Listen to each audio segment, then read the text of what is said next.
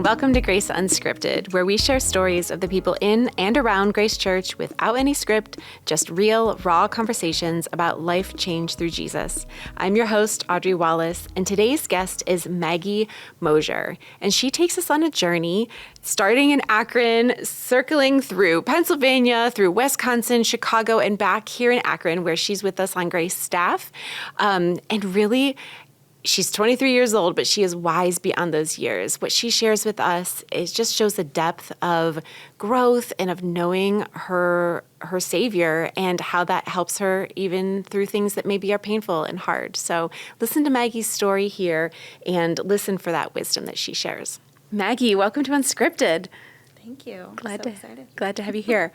First question, tough question. Are you ready? I'm so ready. What is your favorite color?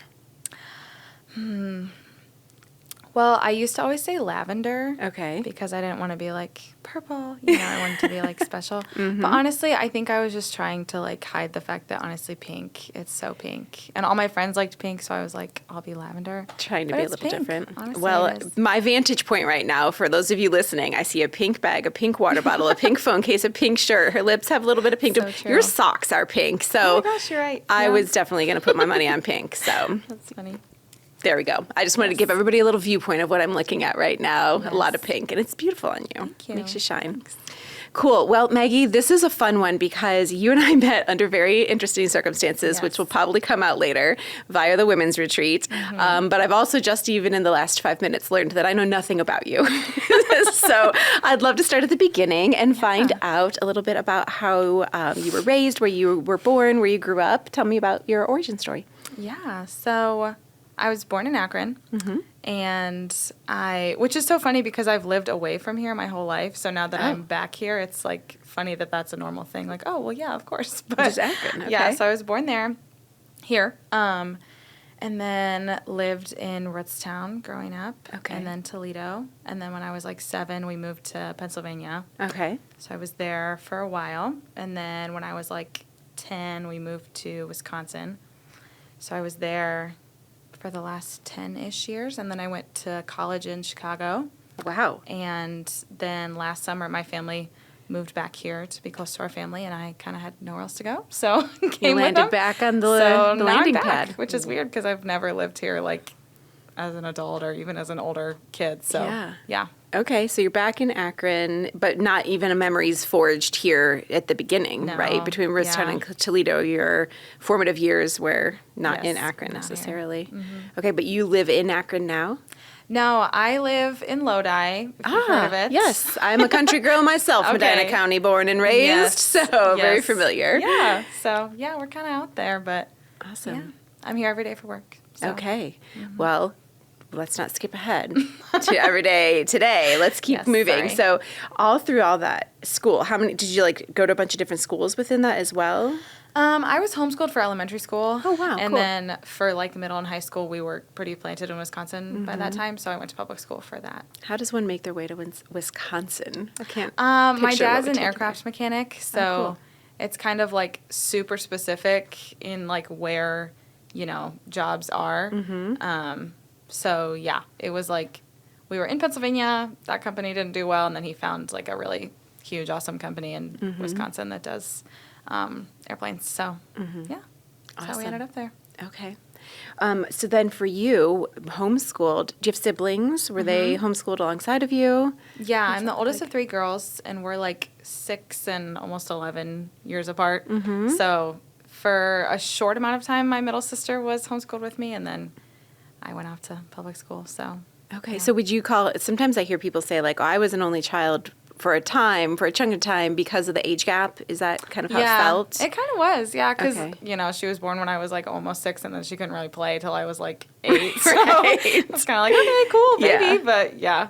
So it did feel that way, for sure. Okay. Yeah. So what kind of stuff did you get into as a kid? Oh, man, I love that question. I love to read. I just read all the time. Really? Yeah. Like R.L. so- Stine, Nancy Drew, Boxcar Children. What was your vibe? Like Anne of Green Gables and like Little House on the Prairie and like Okay. Magic Tree House Yes. and I did like Nancy Drew. Yeah, all those. So Awesome. yeah, I read all the time. I did love school. I loved doing school, and I feel like my mom always made it really fun, and we were part of like a co-op and like did kind of fun stuff with them. Yeah, I did piano, I did music, singing, I liked art, all those sort of things. I did like enjoy athletic things, but we were never like in one place long enough for me to do like a sport. Yeah. So yeah, I was Just big a little bit more individual, very artsy. individual stuff. Did you get involved in any of that stuff when you got into school then? Were you in music theater or anything else? Yeah, I was a big choir girl in high Okay. school, majorly. And I did do theater a little bit, but then couldn't because of time. And I kind of did like some worship team things at church, and yeah. And in high school, I did swim, and in middle school. Oh, So nice. that was my sport because it's like you don't have to be super coordinated, so it's nice because it was more individual. But Yeah, right. Versus the team, you got to sync up with everybody. It's just do your thing. Okay, so you mentioned that you were in a worship band or worship singing. Was faith part of your childhood home? Did you grow up in the church, or how was that for you? Yeah, so I accepted the Lord when I was 4, which like sounds kind of wild, but I really did. And I got baptized when I was 6, and Wow. was always in the church my whole life. I grew up in like a pretty intense, like fundamental Baptist environment up until high school. So that was kind of a unique experience. But yeah, always been in the church, always been, in that sort of environment. So that was a regular part of your family life, is having, like, knowing that Jesus is your Savior, praying through hard times, and having that faith. Yep, for That's sure. always part And of it. especially with homeschooling, I feel like it was a lot easier to integrate that into like our daily life because our school curriculum was a part of that too. So. Yeah. And that was something given to you through your parents. Were both of your parents involved in that with you? Yeah. Well, not my mom, not my dad, because he Okay. was working. But yeah. Okay. Yeah. Amazing. Well, this sounds great. Thanks. What a wonderful childhood. Okay, so then what were your dreams? Coming out of high school, did you think you were going to go and be a singer, a swimmer, what, were you going to study something? What were your Yeah. hopes? My whole entire life, I wanted to be a teacher. And then, like, all throughout high school, I wanted to teach, like, English literature and history. So I ended up going to school for that for like a year. And that was just like, okay, this is what I'm going to do. I thought this my whole life. And then it kind of pivoted my freshman year. And I really just felt like, okay, this is not, I was at like a University of Wisconsin. And the education classes I was in were just really intense, like very progressive, very like, just a much different approach to education than what I had always kind of been a part of. Right. And then it was just like kind of a horrible, terrible time for me in general. So just like the, I don't know, emotional impact of like getting older and being in college and being away. yeah. And well, I was commuting from pressure. home, so I feel like that made it a lot harder. Okay. And very big, like, Wisconsin is like the drunkest state in America. So Did you say drunkest? Yeah, like just especially the city I was from, like literally the whole culture is just like, that. And especially Wow. the college I was going to, and so I was commuting, didn't really have community, and then anytime I wasn't in school, I was just working. So it was just like not a great time. And then one of my friends came home from college, and we were just chit-chatting about the school she went to, which was a Bible school. And I was like, oh, I didn't know that was, like, an option. So I ended up transferring schools. And so then after that, they didn't have, like, a high school education program. So I switched to counseling because I was like, oh, that sounds interesting. And it was kind of like a spur-of-the-moment decision. And then, obviously, now looking back, I'm like, oh, wow, this is, like, totally what the Lord had for me all along. Wow. So, yeah, that was, like, always kind of my dream was to, like, be a mom, be a teacher, all those things. And yeah, definitely shifted in what the Lord had set out for me. But So was that the university in Chicago then that you transferred to? yes, it's called Moody Bible Institute. Oh, heard of that. Yes. Okay, so Best they have, place in the like, world. is this like downtown Chicago? Yeah, right in the middle. Like, are you familiar with Chicago at all? Yeah. Yeah, so like the river, it's kind of like sort of right on the river, like a mile back from like the Magnificent Mile. Yeah. It's like a mile. Whoa, right in the heart. From there. Okay. So you went from commuting to a school in Wisconsin where you had mostly been raised as a homeschool student, and now you're living in downtown Chicago. In like you're like 19, 20 years old at this point. I was 18. And your girlfriend was there too? At least you had a friend, like you knew somebody? Or? She was, but it was like, that was right after, kind of in the midst of COVID, and COVID was like super intense in Chicago. So it was very like, I got to school and had to quarantine in my room for 2 weeks and knew no one. And it was also like when the riots were happening, so all the buildings were boarded up. It was so intense. You're laughing about this, but that sounds a little traumatic. Was it actually like hard or dark for you? Was that scary? It kind of was. Yeah. But I'm laughing because that just like changed so much over time. But it's just funny to think that at first it was so crazy like that. But yeah. Okay, so you're in Chicago in like this very urban setting from the places that you've been leading up to this point. You're on your own for the first time, or apart from your family, I should say, for the first time. Yeah. And you're studying something new. And what's that? How did that go for you? How did your life change at all? Yeah. Well, I mean, I wasn't like... we lived in a pretty big city in Wisconsin, so it wasn't like, wow. I just like imagine small town girl in a massive city. Yeah. Cheese everywhere, cows, and fields. It's so funny. I feel like nobody knows like what Wisconsin is actually like. No. It's so funny. It's so like, it's such a random state. But yeah, we lived in a pretty big city, so it wasn't like, crazy. But it definitely was scary. I feel like more because of a lot of the like COVID elements, like were just really heightened in Chicago. But yeah, so my first year, I feel like I don't even count my first year as like really part of the whole experience because there was just so many like crazy factors. And it was also just really hard, like relationally too.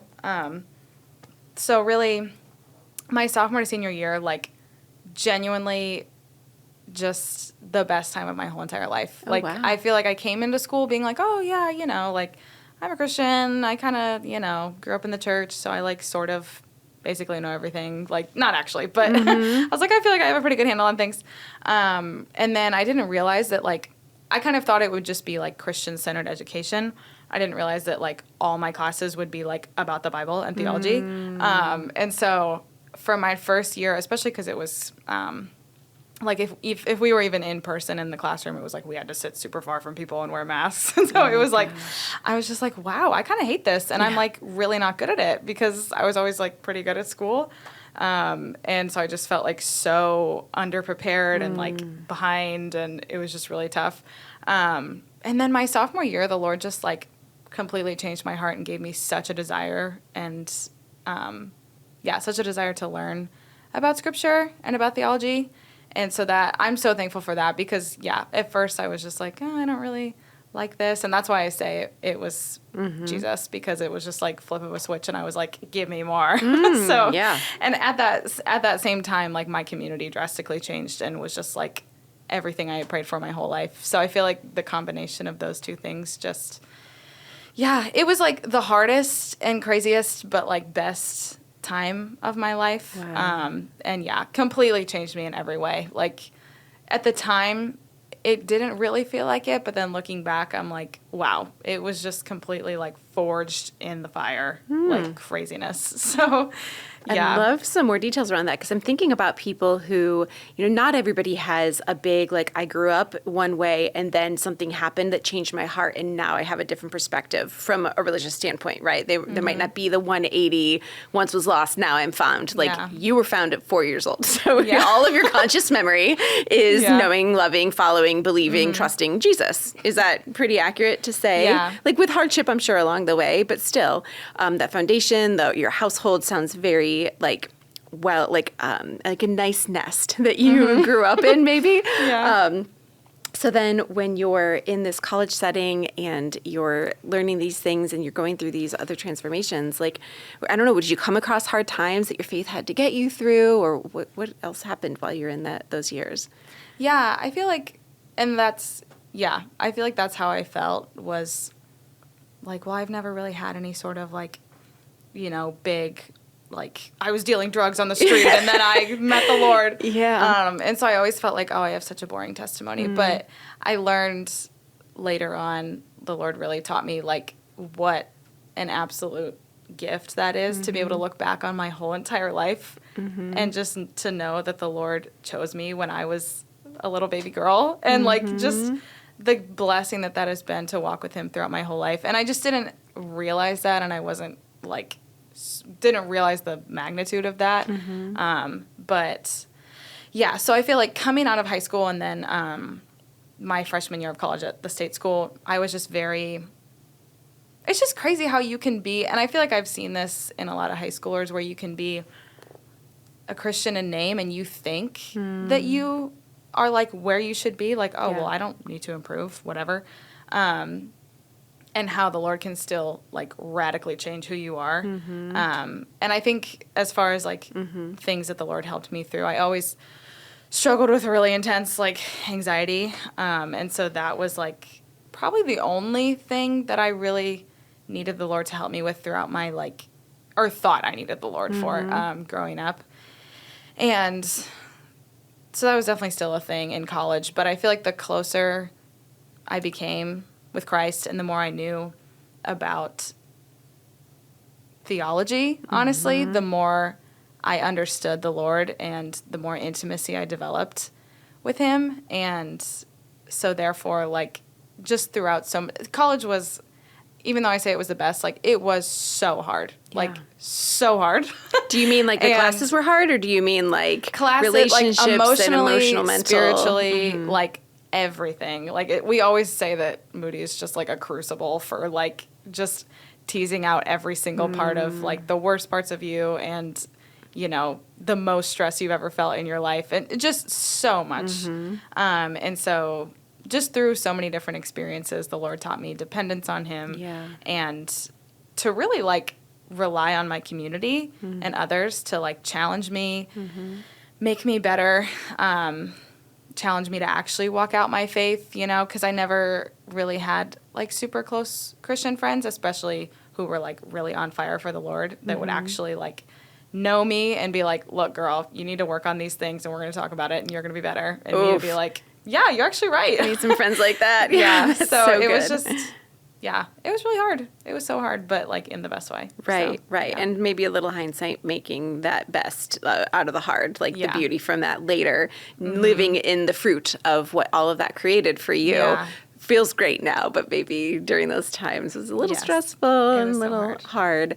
So, and I'm also thinking your degree in counseling that you weren't necessarily your whole life dreaming of doing, but the switch from teaching to counseling, from a biblical standpoint, I had some psychology. I had a double major. Psychology was one of them. And in a, you know, non-Christian school, there was a day that a professor in, like, a cognitive psychology class seemed like she was making the point that every sermon could talk about, that she ended her lesson to say, and with everything I have taught you today, can any one of you raise your hand to say that you still believe there's a God?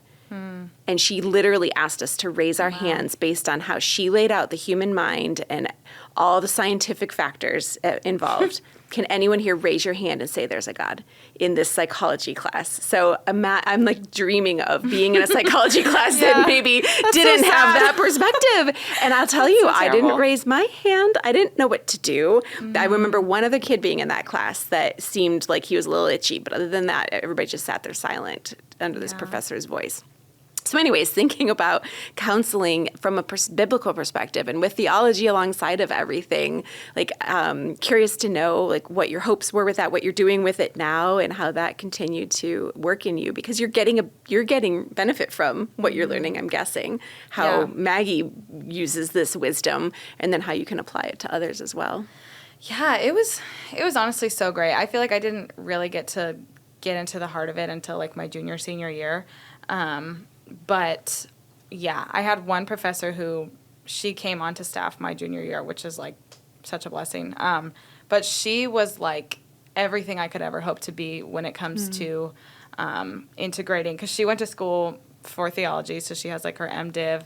And then she also was a counselor for super long time. She's licensed, obviously, as a therapist and worked with at-risk children and all these different things. So up until that point, I had kind of gotten, like, a big stereotype at my school for the counseling program was that it was just, like, super liberal and they don't actually, you know, talk about the Bible. It's just psychology. And I had gotten like a little bit of that. And then like, boom, junior year, she popped in and like integrated these things super well. So I'm so thankful for that because she set me up for like knowing what I wanted to learn about and how I wanted to do things.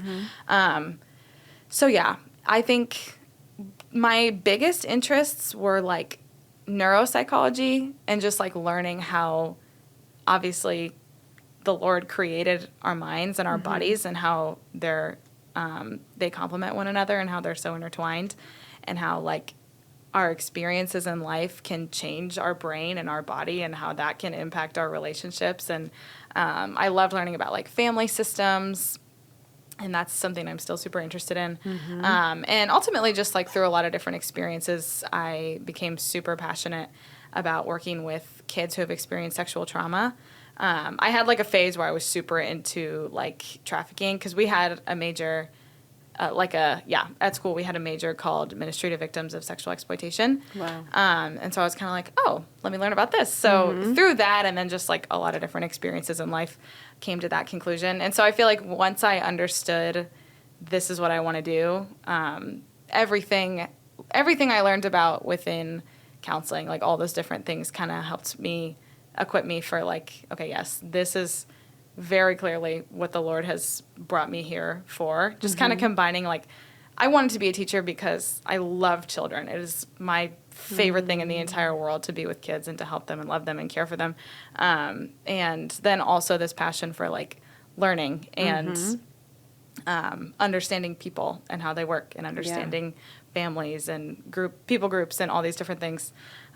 So yeah, that makes me so sad to hear your My college professor. experience. Yeah, because I just know that if I had been at a secular school, I would have continued in education and I never would have like unlocked this whole side of me that I love learning about and I'm super passionate about. Okay, well, so if yeah. anyone's listening and they've been having that itch with all the things we talk about at Grace recently with, like, if you want to go into full-time ministry or just learn more and take some of these Grace College classes, it sounds like Maggie is pushing you toward yes here. This is your sign. Yeah. And I think a lot of people think... Yeah. And I think a lot of people think, like, oh, I can't do, like, theology. That's whatever. Yeah. But really it is, like, you know so much more than you think you do. I mean, if you can tell me what you believe about salvation, like, that's theology. There you go. Step one. Like, and so I think when you can understand how that impacts every other piece of your life, like, that was one of the greatest things I learned in college. And to answer your other question, I'm not doing anything with it now, which is so terribly, horribly sad. Right. At this time. Yeah. So it was just kind of a crazy transition. I was planning on staying in Chicago and just wasn't finding a job, wasn't working out.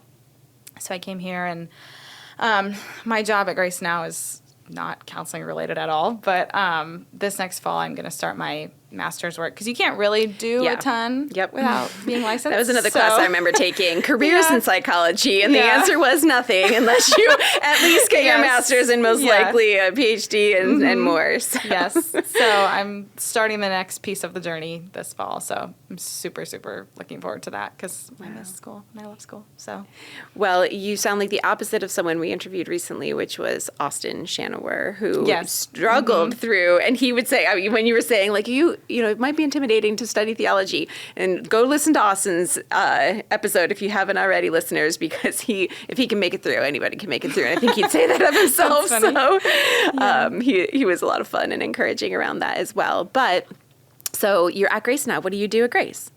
I am the project manager for the Director of Administration, which is a really long title for no reason.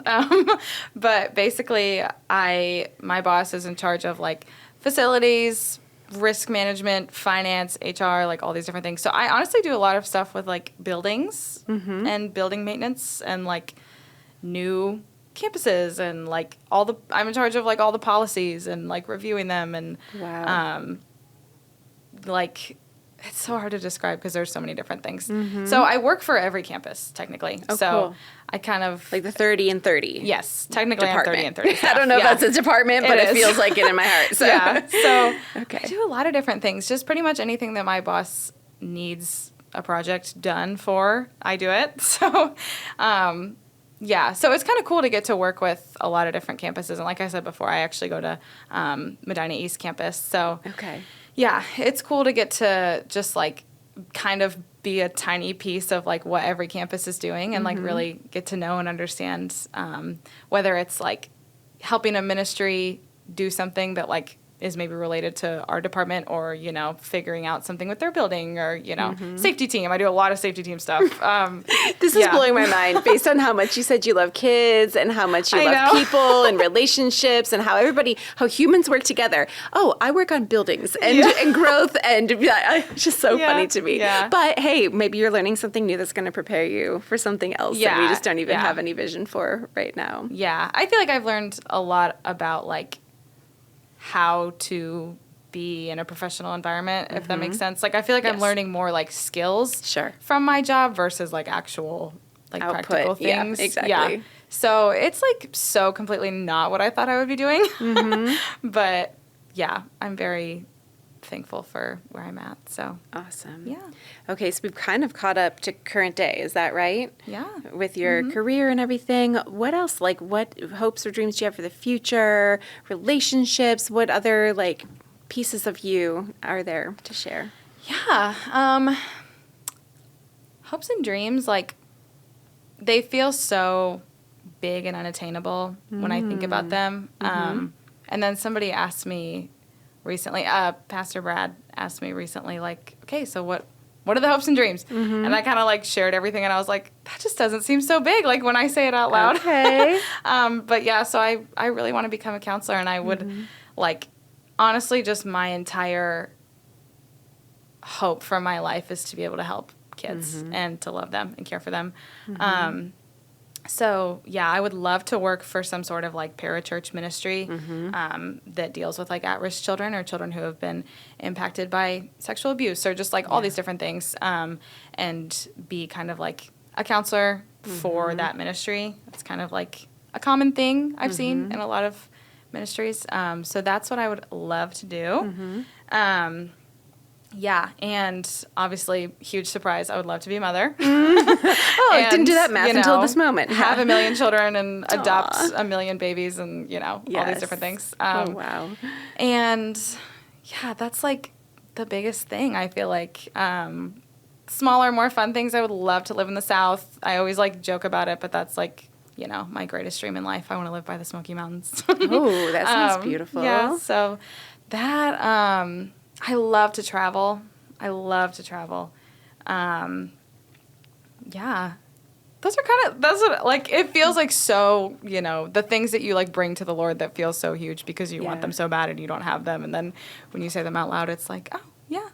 That seems, so, we could bring that down to earth and put it in our pocket and move toward the goal, for sure. I feel like one big thing is, like, I am not in a relationship. Okay. And... Did you hear that, everybody? Maggie. Newsflash, we exist. Yeah. So I feel like that's been, like, it was, like, super hard to navigate when I was at a Bible college where, like, people joke about, like, ring by spring, but genuinely, like, I went to 10 weddings last year, and that was just the ones I was invited to. Getting your MRS degree, I've heard it said as well. Yeah, for real. So it was, like, really hard to navigate in college, but I thought, like, oh, it'll be easier, you know, now that I'm done. But then when you're, like, post-grad, still in a Christian community, and it's like, oh, everyone that is around me is, like, 20 or married or, like, a freshman in college or they already have 3 kids. Like, just all these different things. So I feel like that's been, like, a super, super difficult piece of life, not only in, like, college, but also throughout the last year. So, yeah, I feel like that's, like, a facet of who I am that's, like, maybe a little bit unique that a lot of people can probably, doesn't seem like a lot, but I feel like a lot of people can probably relate to the struggle. There's a lot of people that can relate to that struggle of many ages, too, you know, whether it's because they've never had a relationship or they've lost a relationship for any reason. You know, there's a lot of people that can relate to that, that desire of their heart, right? Lord, you know the desires of my heart. Please give it to me. So thanks for sharing that. Well, I want to also share the way that I first met you and tell our audience about our fun little shenanigans that we got into. So Maggie was at the women's retreat and was recruited to be part of our opening act, where we always Shout out Jocelyn. Shout out Jocelyn for hooking that up and reeling you in, because we needed, actually, another shout out to another episode is Cynthia Terry, who recently came out. So we talked about that in her episode, but she was our boomer. Our queen. And you were our Gen Z. Our Gen Z. And so, again, if you listen to Cynthia's, she brought the spunk, she brought the sock hop, she brought records, and a poodle skirt. And Maggie, tell us what you brought to that event. I was like a Snapchat filter. And I brought a Build-A-Bear, and I talked about a little bit of, like, One Direction and, like, High School Musical. And, yeah, I had some glitter. Some filter, glitter, some thrown on my face and body and everywhere.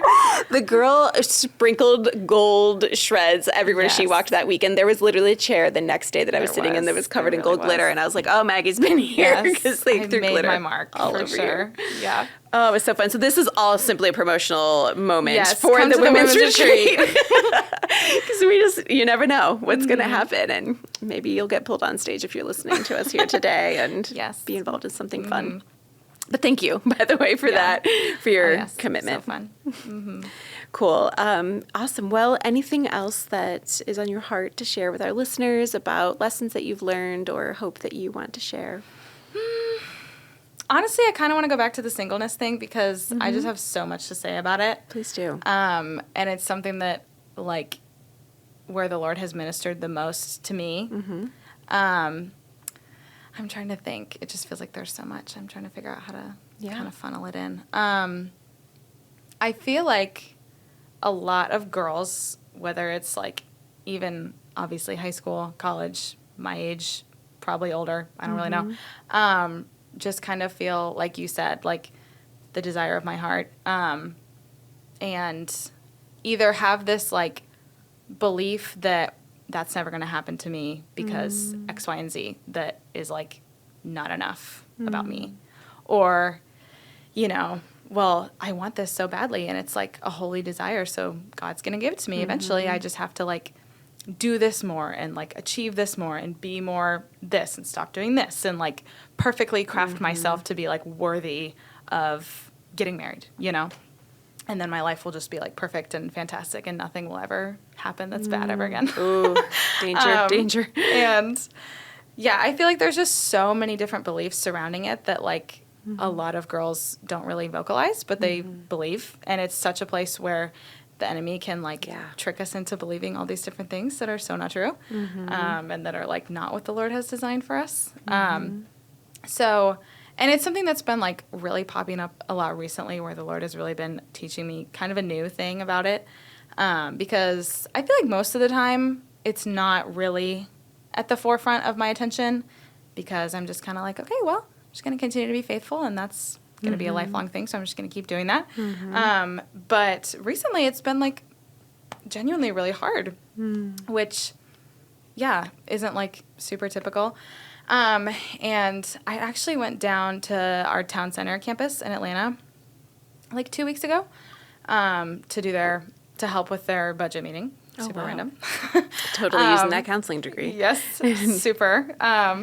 So I heard Pastor David Black was preaching, and he was talking about the parable of, can't remember the name, but in Matthew 20, when it's like the boss guy he grabs these different guys and he's like, okay, work a 9 to 5 for me and I'll give you X amount of money.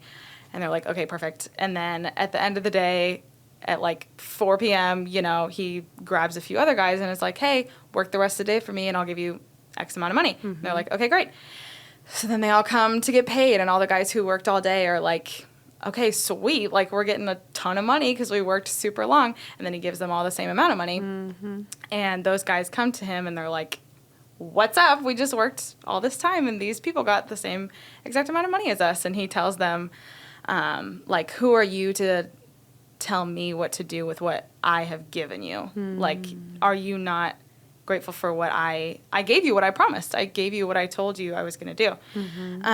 And so David was just talking about how we still kind of view everything as like, well, I did this, so I deserve this. And we look at things through like our human perspective of like what is fair and what is just, and kind of forgetting the fact that like if things in God's economy were actually fair, right, we would be, that's exactly dead in our sins. Yeah. And so he was just talking about how, if we believe that truly like someone can be on their deathbed and they've, killed 75 people in their life and whatever, and they can still accept Christ and go to heaven when they die.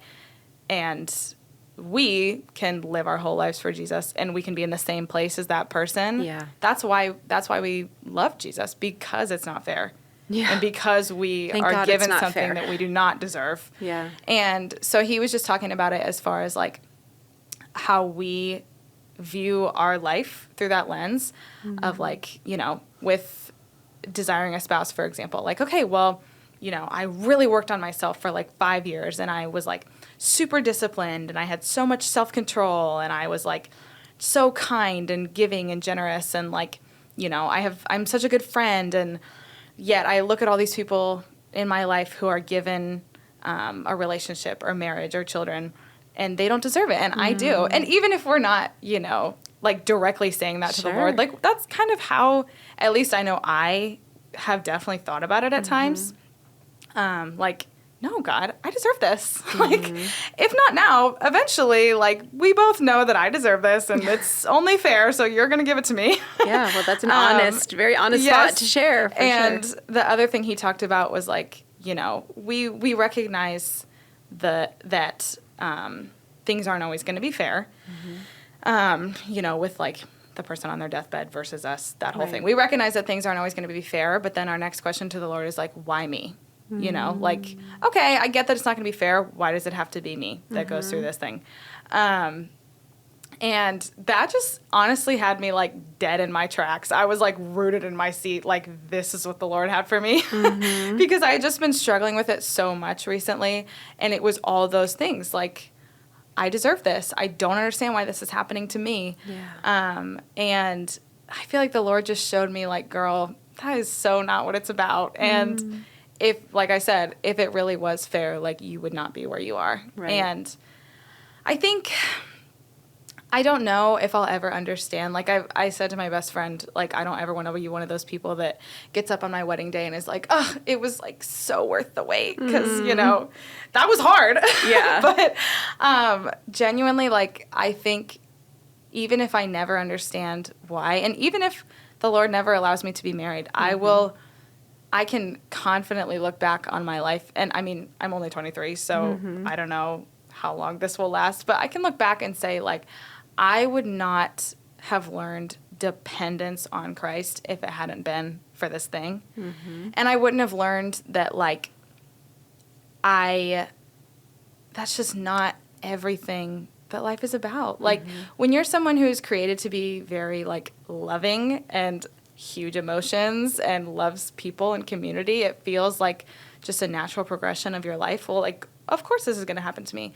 But I think especially in the last year, the Lord has taught me so much about how to actually be faithful and have joy even when you don't have anything that you want and that you've been asking for, and your life is not the way that you pictured it. And I think even if, 20 years down the line, I'm married and I have kids and, have all these things that I quote unquote like wanted, there's still going to be things about life that I'm discontented with. And I'm like, God, why is this not happening? I'm still going to have to be faithful. I'm still going to have to be perseverant. I'm still going to have to work hard to find like joy and contentment and peace in my life, no matter the situation. And so I think over the last like year, that's something that the Lord has taught me so much, that it's the thing that makes you actually faithful is when you're not happy with your circumstances and you choose to persevere and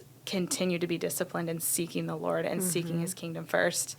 And yeah, that is just my word to all the girlies or guys out there who feel like, maybe that is you. Like, okay, God, secretly you're thinking like, okay, I deserve this. Like, this is unfair. Why does everyone have this and not me? And I mean, I'm only 23. I can't imagine how that would feel if you're, much older than that.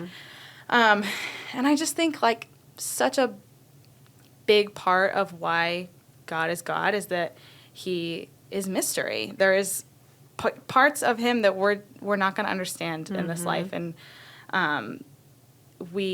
it wouldn't be good if we understood everything about who he is. Yeah. And, there's probably going to be a lot of pieces of our life that we don't understand why he has ordained it this way. But, just like I said, forming that faith now that's going to set you up for the rest of your life of, there's this one verse.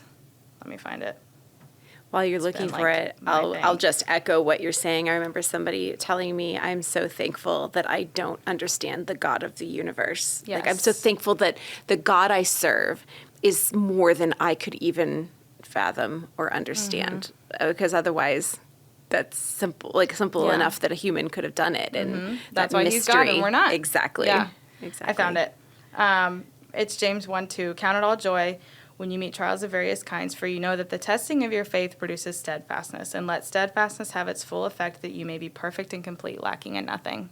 Perfect and I think and that's complete. Yeah, that applies whether you're, 23 and unmarried and you want to be, or whether you're 45 and you have a million kids, and it's still the work of sanctification that the Lord is doing in your life, in making you more like him and making you holy as he is holy, making you perfect and complete. That's never going to change, regardless of your circumstances. And I think the enemy can kind of get us to focus too much on our goals in this world, and the timing of those, and the timing, order, our and timeline, those, right? Precisely, and care too much about how we have ordered things in our life, and it makes us neglect the greater calling that the Lord has placed on our lives for his kingdom and for eternity. And I think this specific thing is something that so many young people and older people too struggle with, and it's a way that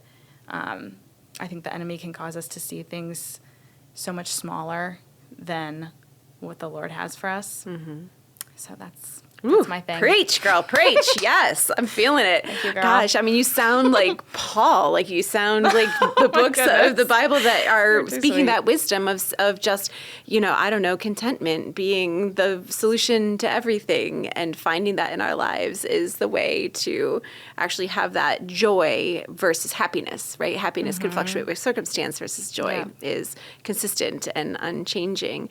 And at the beginning of this part of our conversation, you were talking about your questions of if I need to be more of this or more of that, and then you just talked about being perfectly whole, complete through Jesus, not through ourselves, not through our efforts, not through what we can earn or do or try more, right?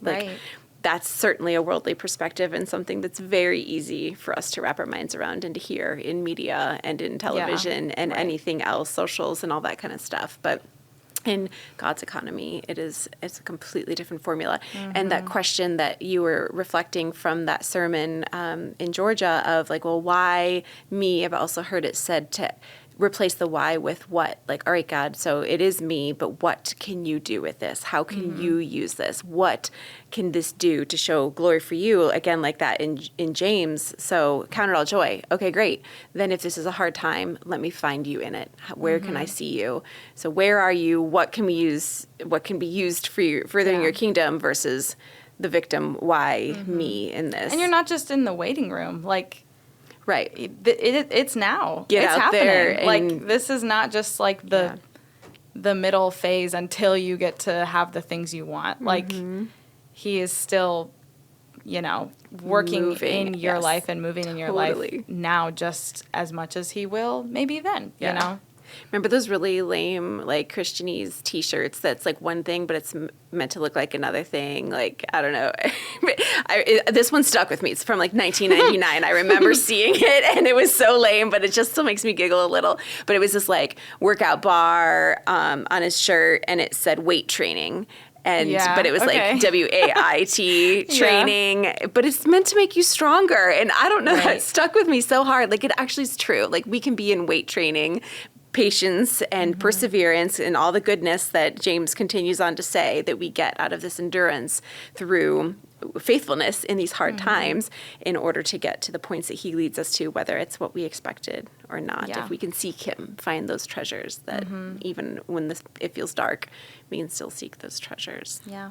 I also do want to mention the importance of community, because you've said it a few times, of the friends that would be honest with you and will be like, all right, hey girl, let's take this train of thought. Let's put some, actually seek Jesus in it and change your perspective a little bit, hear you honestly, but then also share back honestly. So I think that's probably, I don't know if you have a community like that that's really been helping you through, or just staying by your side, but I think that's a really important part as well. Yeah, that's what I always tell. I have a cousin who's 16 and my sister's 18, and that's what I always tell them. Like, genuinely, my girlfriends changed my life. Like, I would not be who I am without being literally formed by them. And obviously a big part of that was like living with them at school. But it's just so naive to think that you can like do it all by yourself. And I don't know. It's just made me so much more and so much better and so much like more of what the Lord has called me to be because of my female friendships. Yes, they're able to and guy friendships too. Like that has been a huge part of my life too.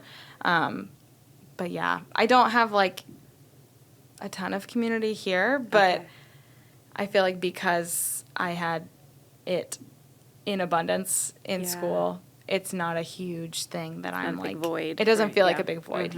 Okay. So. Well, one of the things we always like to say with Unscripted is that you can reach out to us if you're listening to this, if you have similar thoughts to Maggie, if there's anything that she's like poking on here that's like you feel it and you want to talk through that with somebody. Maybe you've got a nephew or a brother or somebody like that. Hey, I'm just saying, we're taking all kinds of recommendations here, but you can reach out to us at unscripted@graceohio.org. We'll get you connected either to Maggie if you want to talk with her directly, or anybody on staff at Grace, because there's a lot of ways. Maybe you're single again for whatever reason. There's things that we can talk through with you. So we're happy to do that. So reach out to us if there's anything that is on your heart today. But also, Maggie, we want to add your song to the Unscripted Worship playlist. So we have a Spotify playlist, folks. If you're listening to this, go onto Spotify and look up Unscripted Worship, I believe is the name of the playlist. And it's just a really cool collection of the hearts of our unscripted guests all in one playlist. So if you're looking for a good road trip, songs or work or anything like that, look it up. But Maggie, what would you like to add? Yes. Well, I haven't met anyone at Grace who knows this band, and it was like big when I was in college. So I don't know where the disconnect is there, but it's called City of Light. My favorite song is Yet Not I, But Through Christ in Me. Okay, tell me more about it. Oh, gosh, yeah. I mean, I, like, led worship a lot in college, at school, and it was just, like, always the one that I did. I've listened to it so much throughout, like, some of the worst times in my life, and my favorite lyric of the song is, I labor on in weakness and rejoicing, for in my need his power is displayed. And it's just, I don't know. It just will, I think it will just be my favorite worship song for the literal rest of my life. So go listen to City of Light. Nobody knows them. They're just like this little Australian church. I feel like somebody else just brought this up recently. Really? I'm flipping through my notebook. I want to say it was Heidi Bogue. Oh, okay. But one of her kids had introduced her to it. Okay. I'm going to have to go back and listen to her episode, so we're shouting her out here as well. Listen to the end and find out what she said. But that's the only other time I've heard of that band. Okay. I'm pretty sure it was her. I don't see it here in my notes right away. But so fantastic. Oh, wait, no. Oops. Okay, no, it was Deb Curtis. I knew that's what you were going to say. I knew it had to be her. I found it. Oh, and it's Yet Not I, But Christ in Me. Period. Same song. Deb is like my soul sister in so many ways. Clearly, so that does not surprise me. She's your worship song sister too. She's my girl. Oh my gosh, how fun! All right, Deb Curtis, look her up, guys. I love you, Deb. And she lands at the same point. You guys are. Now that I'm thinking about it, you're tracking. Okay. Thank you. Such a compliment. Wonderful. Okay, so City of Light. I need to look them up for a number of reasons now, for sure. Thank you for sharing that. Yeah. Amazing. Well, Maggie, I know it's not easy to spill your beans of your life story on a microphone. First podcast ever, I understand. Yeah, so I love to talk, so. Yeah, well, let's keep going. Actually, we do have to go. No, but thank you so much. Maggie and I will see all of you, ladies at least, at the Women's Retreat next year. So keep your eyes peeled for that. And thank you for being here today. Thank you, Audrey.